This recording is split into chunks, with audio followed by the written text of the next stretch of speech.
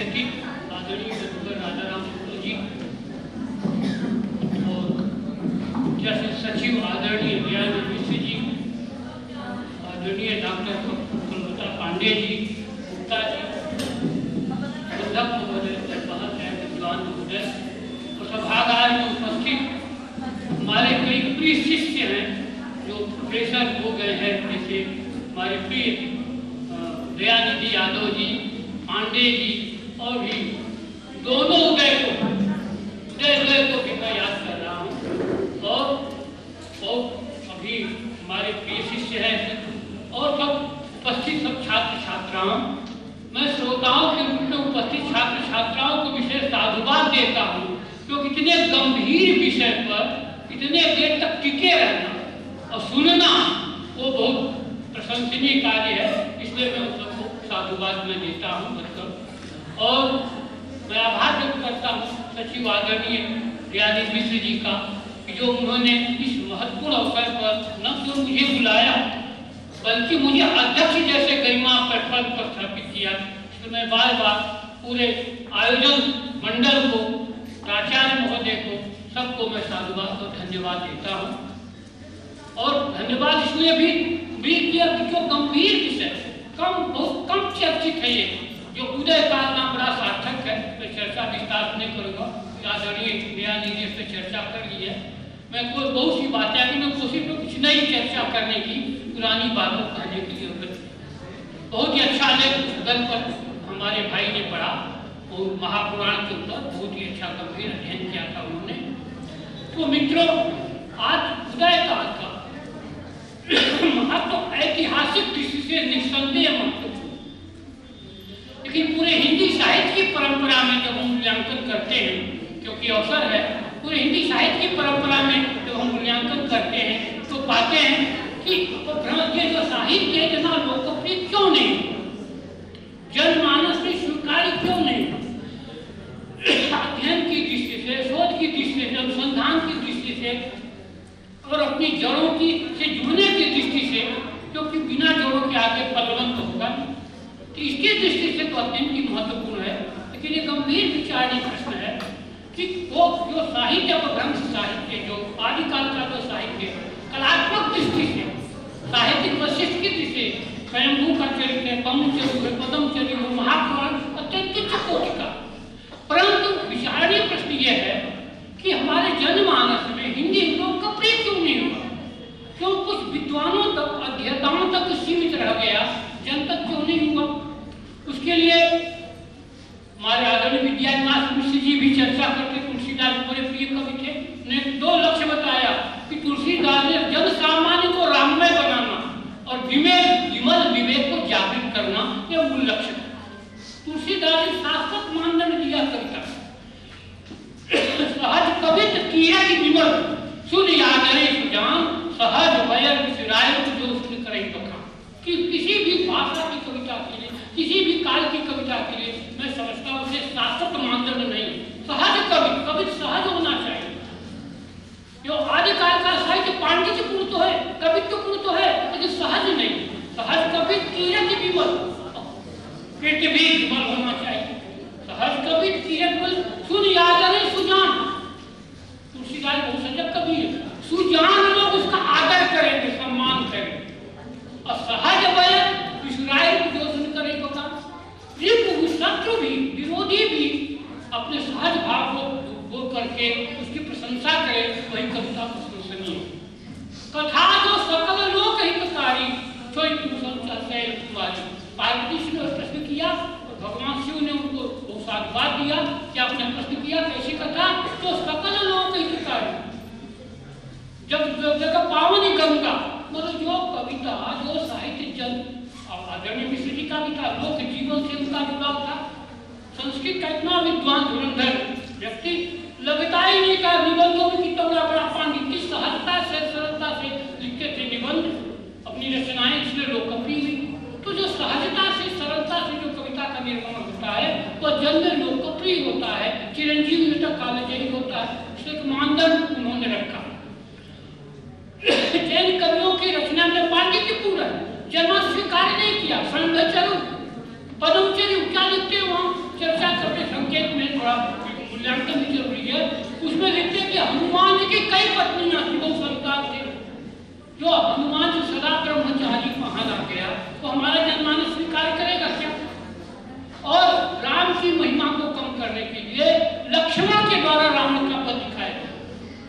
यहाँ तक कि दशरथ का बौद्ध साहित्यों में, अब सोचो आपकी मर्यादा है, आपके राम जन्म में जिसकी स्थापना उन्हें जन्म में बसे हुए हैं, और एक कथाओं में लिखा जाता है बौद्ध साहित्यों में कि सीता राम की बहन की हो गई मर्यादा आपकी, हो गई जनमानस।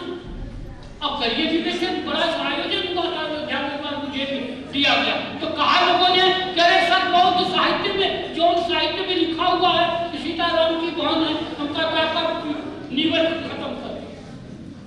क्योंकि किसी भी जमाने में जब दोनों में अपेक्ष होता, और उसकी ज्यादा चर्चा नहीं करेंगे, स्पष्ट संकेत। और अंत में क्या करते हैं जैन जो लिखते हैं जैन साहित्य में, अंत में जा करके राम और लक्ष्मण जैन बन जाते हैं, जैन मंदिरों। तो रचनाओं का उद्देश्य क्या है? जन सामान्य नहीं है, लोक मंगल नहीं, अपनी धार्मिक मान्यताओं को, अपनी स्थापनाओं को, अपने संप्रदायों के आवरण में उसको पुष्ट करने का प्रयास है।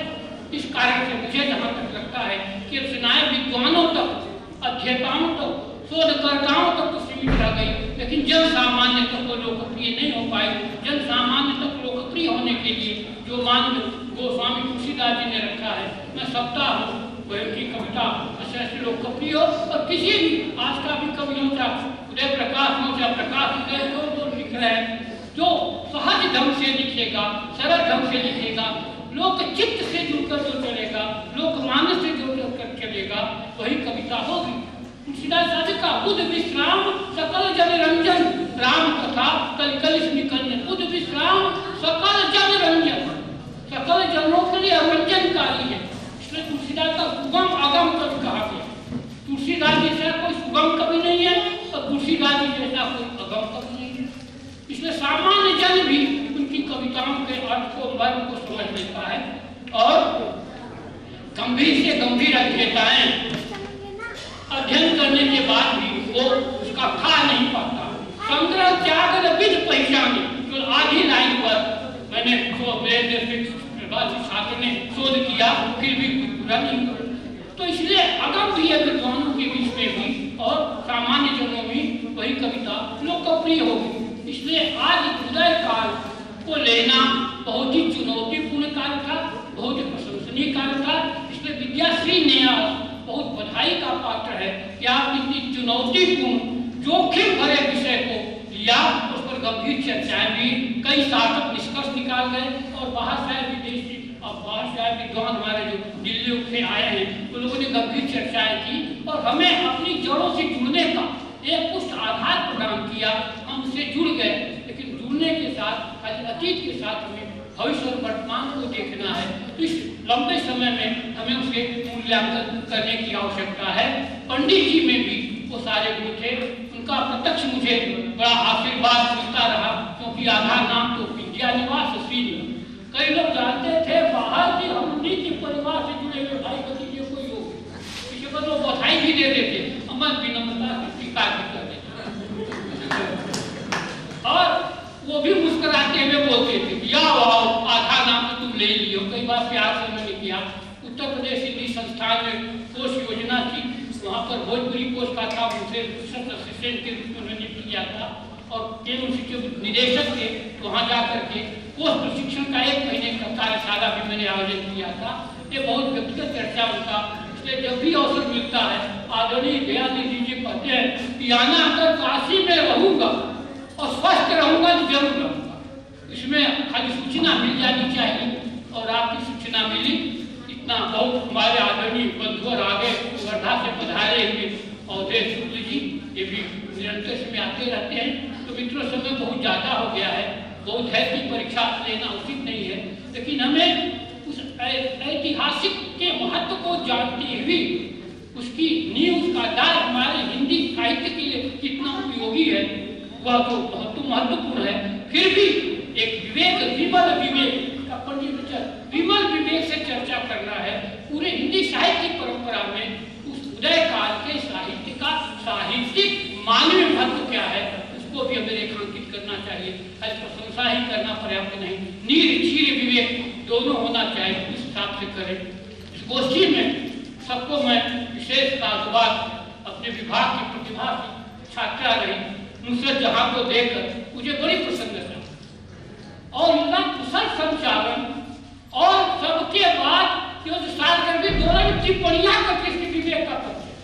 पूरे व्याख्यान का निचोड़ कुशल संचालक का यही दायित्व है कि एक कड़ी दूसरी कड़ी को जोड़े और सब लोग उसका जो सार तत्व ग्रहण कर ले। तो सार तत्व तो खूबी है, लगती है। अब मैं शिष्य स्वभाव में मैं बोल दिया, तो इसलिए मैं इसको बहुत साधुवाद देता हूँ और आशीर्वाद देता हूँ कि आगे बढ़े और अपनी प्रतिभा का करे और एक शिक्षक रूप में अपने छात्र छात्राओं के प्रति लोकप्रिय अध्यापिका है और अधिक अध्यापका शीघ्र बने। इस आशीर्वाद के साथ मैं मंगल कामना करता हूँ।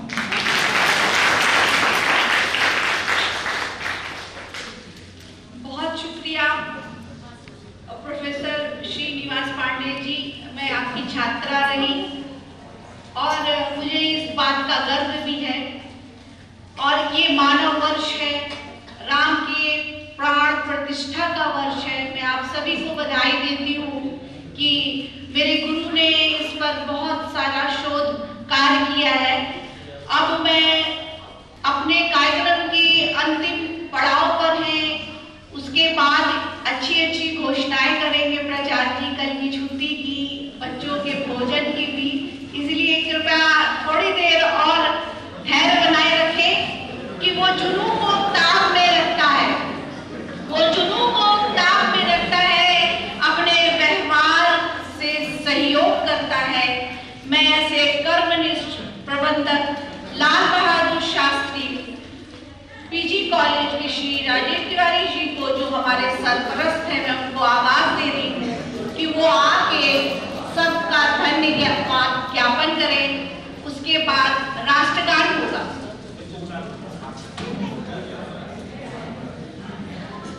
शिकेश्वर लाल बहादुर शास्त्री स्नातकोत्तर महाविद्यालय का जो बालक है, आओ बच्चा।